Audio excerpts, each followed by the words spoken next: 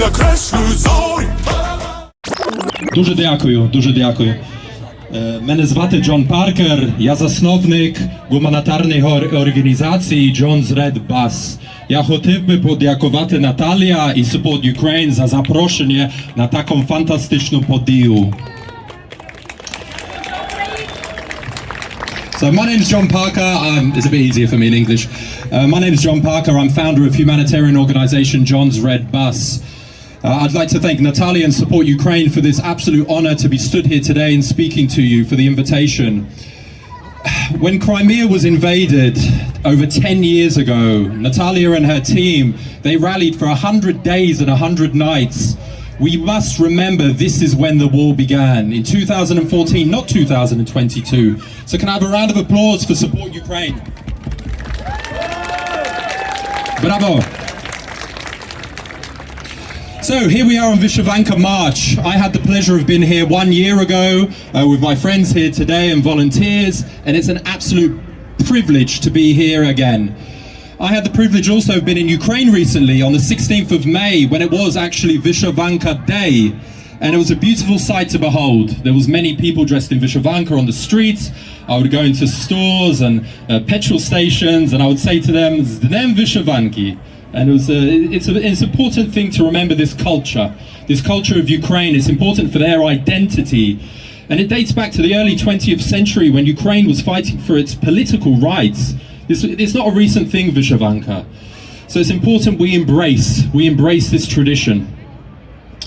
Here I am today wearing Army Vysyvanka, and this tells a bit of a story about me and my organization and how we've helped the defenders of Ukraine, because as these great speakers here have said, it's the defenders. The defenders, if they fall, Ukraine falls. It's as simple as that. So we must remember that.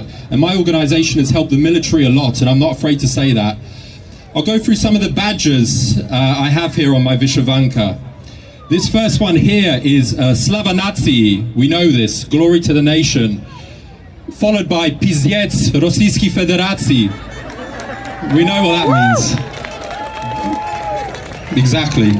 This here is an army battalion, as is this paratrooper regiment. We've visited near the front lines, so we don't just go to the border.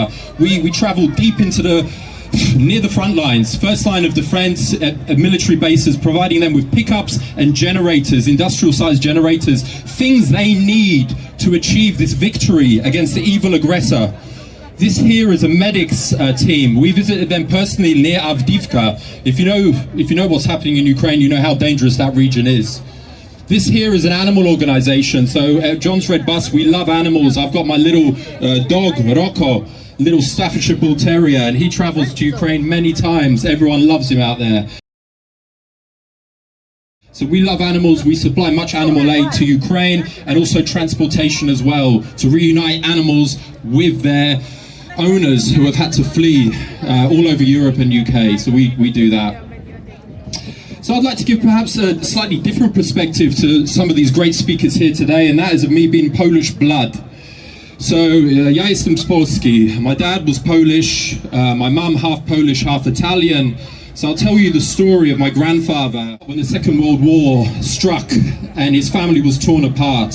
He was rescued by the Red Cross and sent to Africa to a child refugee camp. And it's the parallels that we hear today from these great speakers and of the tragedy that's happening in Ukraine that resonates with what Poland went through. His father and older brother went to fight in the Polish army against the Russians. His father died. His mother was deported to Siberia, where she died of starvation. It's heartbreaking. Luckily, he survived and so did his brother, and they were reunited in UK after the war, where he lived to the age of 60, God rest his soul. Also my perspective as well, visiting Poland. I only lived there for 3 years when I was 10 years old, but Poland, since 1995 when I left, has progressed. It's joined EU, it's joined NATO, and this is the path Ukraine will take. It's the path they will take, not if. And Poland overcame the great battles, Warsaw being completely destroyed. We've seen parallels with Mariupol, Bakhmut, and more recently Vovchansk. Battle against corruption and communism. Maybe Ukraine doesn't fight communism, but it fights corruption to this day, and this is an internal war that Ukraine is fighting. and we must stand side by side with them to help battle this. Also, my perspective is that of having traveled 25 times to Ukraine and maybe seeing things perhaps that aren't on the news, that aren't spoken widely in foreign countries. One thing that surprised me was language. Something so simple as language. I assumed before going to Ukraine, everyone in Ukraine spoke Ukrainian. And unfortunately, it's not the case. Even now, even people choose to speak Russian. And for me, this is a big problem. This is another internal battle which Ukraine is facing, and we must remain united with them. In the West, yeah, they speak Ukrainian. Central Ukraine, they speak Surzhyk, which is a mix of the two. It's an unofficial language. And in the East, I've delivered aid to people my age. I'm only 40 years old, and they have to Google Translate what it is in Ukrainian. So that surprised me, and that's an internal battle that Ukraine must face. But it should not discourage us from helping them. It should encourage us to do more, because it definitely does that with me.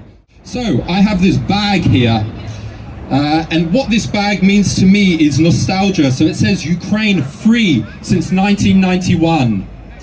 And I bought this in Ukraine about 2 years ago or so. And when I saw it, I was like, yes, that's a great thought. It's a great dream. But it was a dream back then, and it's a dream now, unfortunately. The dream of Ukraine freedom from this oppression, from this terrorism, from this ecocide, as these great speakers here repeat and repeat. So this is still a dream. And as soon as I cross the border into Ukraine, I'm taken back to early 1990s when I was a boy, Dedina, living in Poland. And this difference I see from the EU to Ukraine isn't because Ukraine is lacking in vast lands. It's a huge country with great natural resources and good, smart, intelligent people, good businesses and good morals. It's because of the oppression. It is because of the dominance, the Iron Curtain of Russia. And this must be stopped. This is a battle that we must remain united with.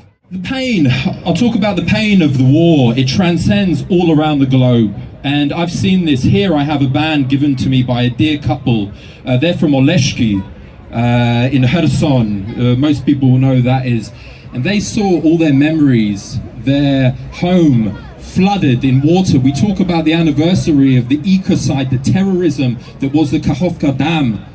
I've met people and transported them in my red bus firsthand.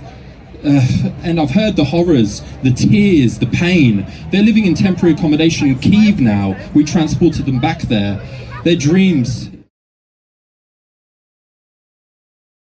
My dear friend Yulia, she's in Wrocław in Poland. She's from Wówczansk. So I don't need to tell people here what is happening in Wówczansk. It's been turned into another Bakhmut. It's just, when she told me they still had their home there, their photo albums, their religious icons, when she cried, I cried along with her.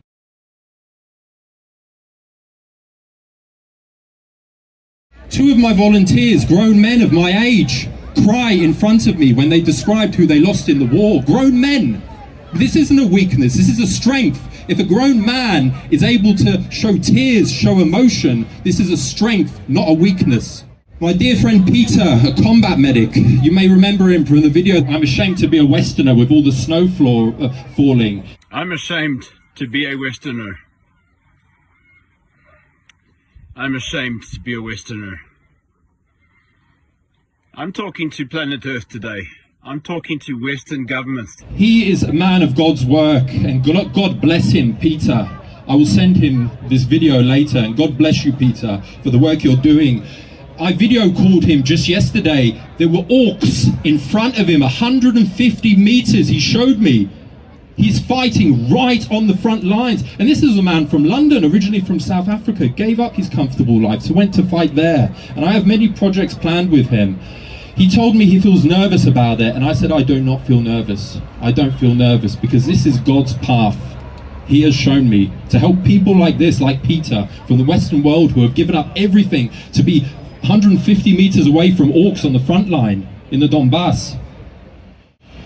I will conclude on a positive that Ukraine is a beautiful country, beautiful traditions and culture like the Vysyvanka, beautiful food, borscht, pampushki, vareniki. Music, I listen to Ukrainian music every day. every day I listen to Ukrainian music, and there's Ukrainians who say, John, you're more Ukrainian than Ukrainians we know. Serhi, my good friend and volunteer, told me that. And there's English friends of mine who also say, John, you will end up in Ukraine one day. And I believe them. It is a beautiful country, and that's why we must remain united for their freedom, for their democracy, for their peace. Slava Ukraini! Slava Ukraini! Slava Ukraini! Slava Nazi! Slava Nazi! Slava Nazi! Ukraina! Ukraina! Україна! Слава Ісусу Христу!